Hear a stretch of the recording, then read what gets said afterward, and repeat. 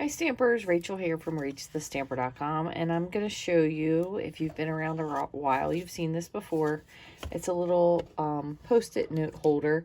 You can actually even add a pen. Now I know the pen is a little bit tall, but they also sell mini pens, so you could probably find something a little bit shorter if you wanted just a little pen to stick in there. I actually used the thanks sentiment, and this is from the stamp set.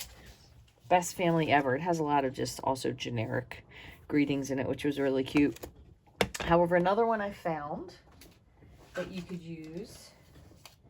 Oh, what did I do? I already lost it. I lost it that quick. We were talking about this at Stamp Club. Simply Said, just a note would fit. So we're actually going to use that today. And I did use these, which are, I believe they're stitched stylish shapes. So we'll just use a little bit bigger of a circle for those today. So this is a relatively easy project to put together. You do need 12 by 12 cardstock for this. So the only problem that we run into is we are a little bit limited in our 12 by 12 cardstock right now. But I did just order some. And where is it? This is the, I wanted to see what this looked like. So this is the black two-tone cardstock. This is something that came over from Close to My Heart. So I just want to, I haven't opened this yet. So I just want to see how it feels, because I know that there's a little bit difference in the weight. So I figured I would just do this. You guys could see, apparently this comes in two-tone. So I think one is, okay, so it's like black and gray. It's kind of like basic black, and then I would say probably closest to, not really, Pebble Path has a little bit of a green undertone, so probably basic gray. Pretty close. Basic gray is a little bit darker, but it's nice. Now I do hear that this has a white core, and it is definitely not as sturdy as the 12 by 12 that we carry in general as Stampin' Up. Let's see if I can find a quick piece. We don't have a lot of 12 by 12 left. So this is one of the Whisper White pieces of 12 by 12 that we used to carry. You can see the number on this is 124, so it's pretty old. So it's probably, this is Whisper White. I will say it's a little thicker than the Whisper White that we had. However, it's definitely not as thick as our colored cardstock. So this is the in color cardstock. And I know this is kind of hard, and until you actually can see it, that's why I'm wanting to show it to you. But what I'm going to do is I'm going to do the flop test. So these are the in colors, 12 by 12. So I'm going to just, you can hear the difference here. So this is definitely heavier, sturdier. Now I won't say that it's terrible. You could totally make something as a 12 by 12 project with this, and I feel confident that it will stand up, but it definitely is not as thick as our traditional Stampin' Up 12 by 12 paper. But so you know, you have some options. I just wanted to give you those. So let me move this out of the way. Now I did this for a club, so I had some cherry cobbler cardstock lying around, and that's what I used for this. So I'm going to show you what I have. Now for this, what you're going to need is a piece of cardstock that is, I think it is 6 3/8 by 12.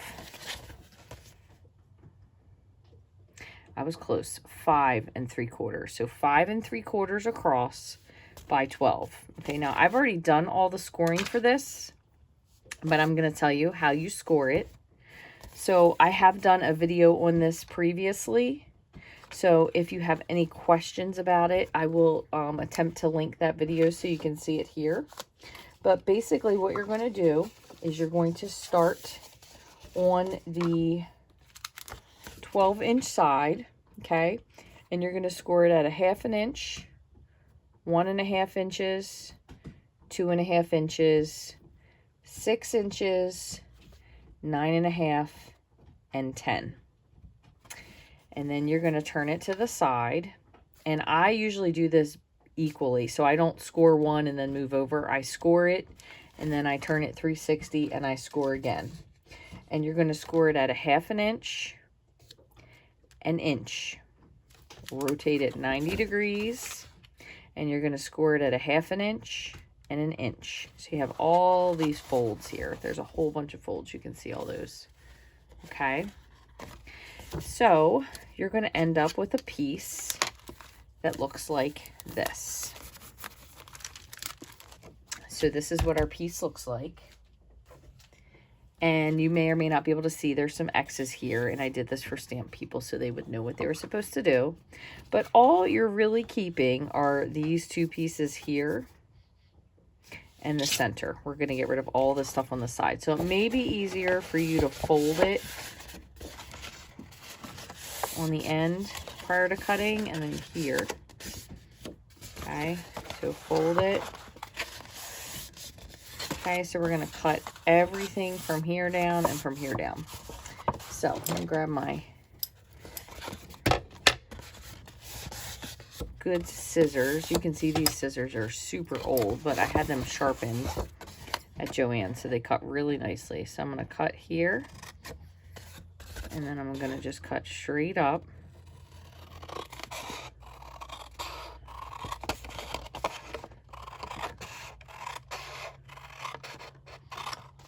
Okay, so remove that whole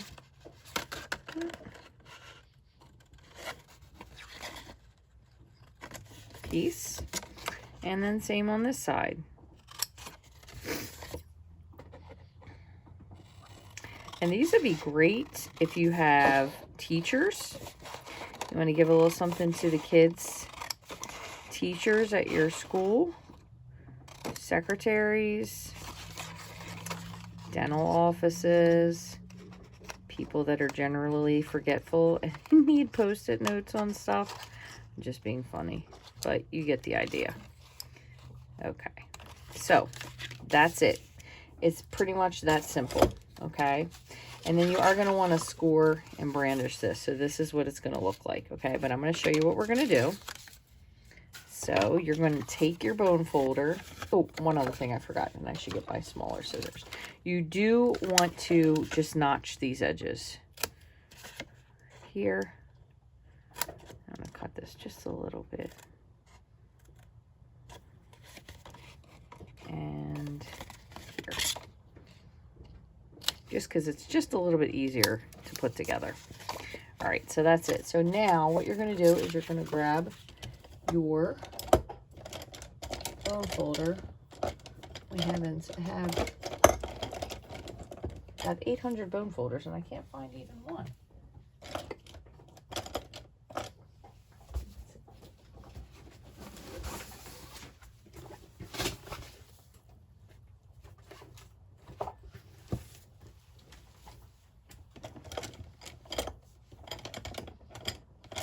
Oh, sheesh. All right, well, we're just going to go like this for now because I don't want to make you wait. We're going to just press this, and I'll show you. I'm sure I'll find them by the time we move on. So we're just going to brandish all of our score lines. Okay.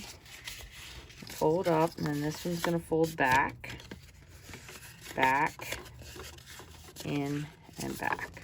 Okay. Now, the reason why you do want to really brandish these is because you want it to stand up. And if you don't, it just won't stand up quite as well, be a little bit floppy. Now, this one has already been brandished, so we'll use this one. Okay, so you are going to need to put adhesive on these tabs and just on this one on the back. Okay, and you want to use something strong, so we're going to use tear and tape. Just going to put a piece across here. And just press it on a piece here. And a piece here. I think this is really one of my favorite things to make because it's super simple And you can get a pack of Post-it notes, and I mean, pretty easy to just pop those in, put a little sentiment on it, super nice. So the one thing you want to do is you want to put this first off as square as you can, but you want to put these flaps on before you put your DSP, because it kind of hides the flaps that are in there, and I know that's really hard to see. You can do it the other way, but that's kind of the nicest way. And the other thing you want to do is you want to put this flap on first before you put those on, because it gives you the ability to press it really flat. So we're going to peel this away, take the release paper off, and again, this is going to butt up right up next to that. So you can see, so it's going to stand just like that. So you're going to press that, and it's easier if you press your, I already pressed this one there just a little bit. It's easier if you kind of fold this how it would be flat and then press it. So then if you still have your bone folder, let's hope you know where yours is, and you just press into those edges just a little bit, okay? So then we're left with this piece here. And again, like I said, you want to try your best to make this square. So if you cut it correctly, it will be completely square. I see I have a little bit of an overhang here. We could snip that, but. So I'm going to take the release paper off of both of these. And if you ever are concerned with the fact that you might not line this up correctly, you can put just a little bit of liquid glue on there. It just gives you a little bit of flexibility. But you're going to just fold these in, make sure you're square. And just like that. Okay, now same thing again with your bone folder, ideally not your finger. You're just going to reach in and press those in. If you have your bone folder, you can get all the way to the tip. And then that is it. Essentially, it is that easy. So now we do need 2 pieces of DSP and just a little scrap piece to decorate, do a little our die cut with. So you need 1 piece that measures 3 3/8. That's this way, by 1 7/8. And this is a really pretty paper. Great for lots of different things. It's called Winter Meadow, but you could also use it for not necessarily Christmas, just like a winter something. And then you need another piece, and that's why this one I said is going to sit right on top of it. Now this one measures 3 3/8 by 3 5/8. Okay, so 3 3/8 by 3 5/8. So we're just going to put some liquid glue onto the back of these and hook these in. Doesn't need a lot. And the reason I use liquid glue for this is because you want to be able to wiggle it if you need to adjust it a little bit. And since we already put those flaps in there, it gives you that adjustability. So there's our DSP. Just press. Okay. And then if you have a paper, just make sure you chose it so it's correct direction. I'm just going to slide this in and make sure you still keep your border straight up at the top. Okay, so there's that. And then you can put your Post-its in there, okay, and I'll hold it. And again, if you have a pen, excuse me, we're going to do one more thing though. And I'm going to see if I do the just a note, if I have a circle this will, excuse me, fit in. Yep, so we're going to just do just a note. And we're going to just stick with the same color. We're going to do Cherry Cobbler. Just ink that up. And I will put all of the measurements for this again on my blog. So if you haven't already, you can follow me there, rachthestamper.com. Has all the measurements for all the cards and the supplies. So we're going to just run this through our die cut machine.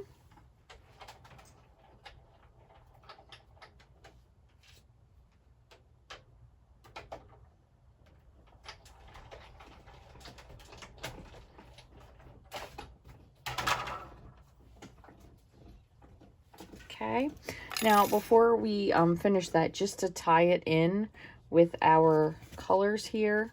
I'm going to just take my Lost Lagoon and I'm just going to run this circle in there so you have a little edge of ink, just like that. And then I was just going through some of my ribbon. This is a little bit older piece of ribbon, so I'm going to just take a piece and I'm going to snip this. See, that looks pretty good. And then the best way that I get this is I'm going to actually put a dimensional, hold these two together, and then I'll put some glue on it. So let me just grab a dimensional. Holy Moses, I know I have one here somewhere. Nope. Here's one. So I'm just going to grab a piece of dimensional. Let's see, which way do I like it? Or this way. Yeah, and I'm going to just put this in between. Just laying it on here. Take the release paper off. Fold it over on itself. Not really that flat, Rach, come on. Just like that. And then I'm going to put just a little bit of liquid glue on the top and on the bottom. That was a little much. You don't need quite that much. And then I'm going to put this here and put this right on top of it. Just give it a second. And most likely you're going to be putting this into a gift box or something, so it doesn't really matter if this ribbon sticks off a little bit. And then finally, just to finish it up, I just added 2 of the rhinestone embellishments. See if I can pick this with my take your pick tool. I don't know if I have enough putty in this left, but I'm going to pick these up. Put one over here and one over here, and this just needs a little press because that glue wasn't quite dry yet because it is going through the fibrous material of the ribbon. And that is pretty much it. Just get these couple things out of the way and I will show you. So not really a whole ton of supplies used for this, really. Again, you could get yourself a big thing of Post-its and you could make a whole bunch of these, especially if you already happen to have some 12 by 12 paper, some solid color paper. And there you go. Really cute. Again, it does stand up on its own, so it is absolutely adorable, just depending on which one you prefer. Thank you so much for joining me today. I hope you enjoyed this really quick tutorial. If you have any questions, you can always leave me a comment here on YouTube. I do read each and every one. If you haven't already, I would love for you to like, subscribe, follow, and share with a friend. There is a button, if you click down here, that you can share. Also below is the link to my blog post. And if you'd like to get any of the supplies that I used today in order to make these for yourself. Thank you so much for taking time to watch. I hope you enjoyed this video and I hope you have a great day.